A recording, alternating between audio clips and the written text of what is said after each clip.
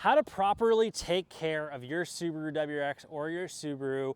In this video, I'm gonna tell you guys absolutely everything you need to do to keep your WRX for the long term without long-term damage, and all the tips and tricks that I've accumulated after owning WRXs specifically for the last almost 7 years of my life, actually about 7 years shortly of my life. And I've picked up a lot of information about whether it's rust protection, cleanliness, corrosion, keeping aftermarket parts safe, keeping clear coats on your car, and basically everything you could ever imagine about care.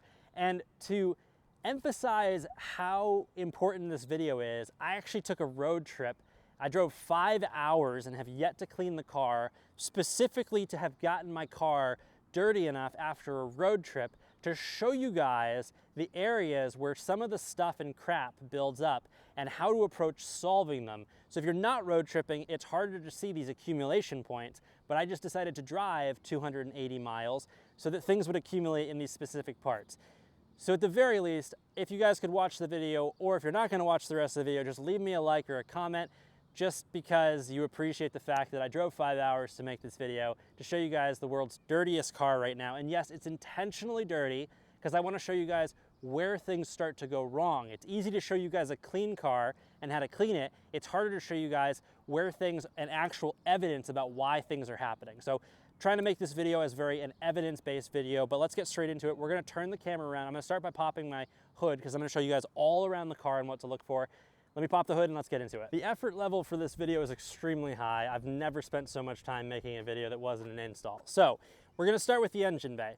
There are important parts about long-term care of this engine, whether it's any Subaru essentially. So there's a couple things with the engine. We're gonna start with the easy ones, and we're gonna talk about the coilovers and how these things fail long-term, especially if you have aftermarket coils. Now, after driving in June for 5 hours with a clean car to start, you can see the accumulation points of where a lot of debris starts accumulating. Now, the point that I'm making here is as this debris accumulates, you can see it's basically just dust, pollen, and other things in there like leaves and pine.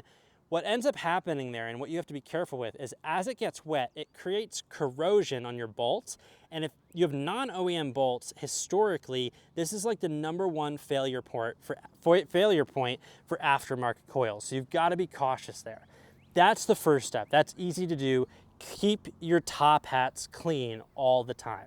The second most important part is care if you have a hood scoop with material on this. I highly recommend cleaning this. That is after 5 hours of driving and how dirty it is. And you gotta keep this thing clean because the last thing you wanna do is have corrosion. If anodization breaks down, it can happen. The other thing that you just wanna look at is the level of pollen and dust on this car. I don't know if you can tell. I'm just gonna do this so you guys can see. It's hard to tell in that one specific part, but there's a ton of pollen. Let's see if I can do it somewhere else. It's very hard on this car because everything is like, it's hard to tell. Let's see if we can make a finger mark. I mean, you can see my finger mark on that, hopefully. There's a ton of pollen and dust on this. Now, I cleaned and soaped this engine bay before I left on my trip, so you guys could see. What's gonna happen is as debris goes up, the same thing with your top hats, around gasketing, around clamps, around bolts, you're gonna start having corrosion, which will long-term make it harder to work on your car if you've got stuff long-term that needs to get worked on. That's essentially it for the engine bay. Keeping a clean engine bay is really important, but it's really important just to understand how much stuff can get on here in a very short period of time if you're not careful. So the next part of the car that would be a little bit confusing is actually around the bottom here. Now you might notice that there are, and it's hard to tell, we'll get a little bit closer here. There's a fair amount of crap on this car, as you can see. Now you can do a couple things. You can PPF it, which is putting a clear protective material on the front of your car, like a clear bra. That is obviously the best thing that you can do. But if you don't want to spend the money on it, what's really important here isn't the amount of bugs and crap going onto it, but it's how you get it off. Now, it's really important to maintain a really solid wax coating on the front bumper, so when you do wash and remove all this junk here, right, it's not going to leave scratches and swirls, which will long-term damage the clear coat and the paint, especially in a high UV exposure area of the car. The next thing that we're going to do is actually run over to the mirrors. Now, I do have the JXR Performance carbon fiber mirrors here and it's hard to tell, but the same thing goes. You're gonna have a lot of bug splatter. We don't actually have that much, but I drove during the day. If it was at night, we'd have a lot more moths on here. But you wanna maintain a solid wax coat on your side of your mirrors for the same reason that you don't break down the paint when you're removing them. Now, here is actually a high impact area, and it is your wheels. If you can tell, you should be able to see right here the accumulation of dust and pocketing in these wheels. Now, this is an important long-term thing. I would say, as somebody in the automotive industry, and I've seen this before, a good chunk of brake failure, pad failure, and rotor failure is having material that gets onto your rotors and fed into your braking system, and it starts revolving, and you do what's called, you can score. That's probably the wrong word, but I think we all basically call it scoring of the rotor, which makes your rotors prematurely fail. Most of the material that's actually scoring the rotor and getting in there isn't being jumped in there. It's actually coming off the wheel itself as it gets baked on the wheel and it loses its water content and removes its grip from the wheel as this area gets hot on long trips, or basically just if you're driving at 60 miles an hour. And that like decarbonized material, because it's heated so much, that's what gets pulled in there and doesn't get broken down by the brake pad. Most things that have some liquid content will still pass through and not score, but it's that decarbonized material or that dried out material from the heat of the braking that gets fed in there and doesn't break down with the pads and scores it. So it's important with those pockets and every piece of dirt you're seeing, you regularly clean your wheels to protect your brakes. Next is the rear of the car. And now again, you might say, oh, this is dumb. But if you can look here, look at how much dirt has accumulated on the rear of my car from this trip. With the design specifically of the WRXs and Subarus, and you can see right here just how much crap is baked on there, a lot of the water flows to the rear of these cars and a lot of the debris comes off of it, whether you have a pocket of rain or anything. Debris just concentrates here. This is what becomes interesting. After a lot of ownership and paint getting thinner and thinner over time, this is where you can have high impact issues with these cars. On the wholesale side of this and on the performance part side of this, I sell touch-up paint on my website, right, for people that own these cars. And the amount of emails that I get about fixing paint on their rear because it's chipping is insane. And that comes from poor upkeep of the rear of these cars. It's pretty easy. Wash, wax, and this stuff won't stick. You can spray it off. The one other thing to be aware of here, very specifically, is your rear view camera. Rear view cameras are not perfect. They have a seal on it, which should protect it, but it's not always perfect, and you can actually damage these long term.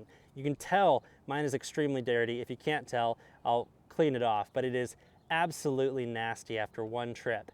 And what's really important here is making sure you maintain a level of cleanliness here. Just clean it a lot. Now with this video, you're probably like, wow, he's just telling you to clean your car, right? And yes, in essence, I am. I'm trying to go through the pieces of failure on the exterior of the car that happen most often, but actually end up costing people a ton of money, because that's actually what happens. When you have paint failure, most people think it's cheap to fix. It's not, and if you do it yourself, it's extraordinarily labor intensive. Now, the one thing that I haven't talked about in this video yet, which is the most important thing, and hopefully you guys have stuck through this far through the video, because this is, if you're gonna do anything, this is the one thing that you need to take away from owning these cars. After you drive your car for a certain amount of time, this should be a regular thing. You should set a reminder on your calendar or something, maybe like once a month. If you really want to be good at it, maybe once every couple weeks, take your hose and spray down the underside of these cars. Most people think of Subarus as the cars that never rust. I can tell you from owning many of these, from seeing a lot of them in shops as I put parts on them, Subarus rust like any other car, and more often than not, they rust worse than every other car because most owners think they don't rust. And that's a big failure part. If you look under this car, and we're not gonna do that because I don't have a jack right now, I can promise you the underside of this car is dirtier than any other car that you could ever imagine. The reason why is this car has an all-wheel drive system and doesn't have fully adequate protecting of kick-up underneath the car. No one knows that because they rarely look under the car, except every Subaru mechanic under the world. Lots of them follow this video. I'm sure you will all agree in the comment section below that the undersides of these cars get absolutely trashed, and they are the first rust points. Most people don't realize that Subarus rust, but you don't see them until it's really bad because it's all underneath the car, it's all in the frame, it's all in pieces that touch the frame. It's where the paint isn't as good from the factory because it doesn't have to be, because it's not on the exterior of the car. you need to rinse out and wash the underside of these cars. It doesn't even have to be perfect. Just take a hose with a head on it, spray out your wheel wells, and just a quick spray underneath. Even if you don't live in a salty area, get the dust, the pollen, the things that create surface rust, which the surface rust will eventually penetrate the paint if you don't get rid of it. Get that off your car, make sure it doesn't happen. And if you took one thing away, spray the underside of your car. Hopefully you guys enjoyed the video, hopefully you learned something, and hopefully your WRX lasts you or your Subaru lasts you as long as you want it to and you don't have any expensive problems. Thanks for watching. I'll see you guys in the next one.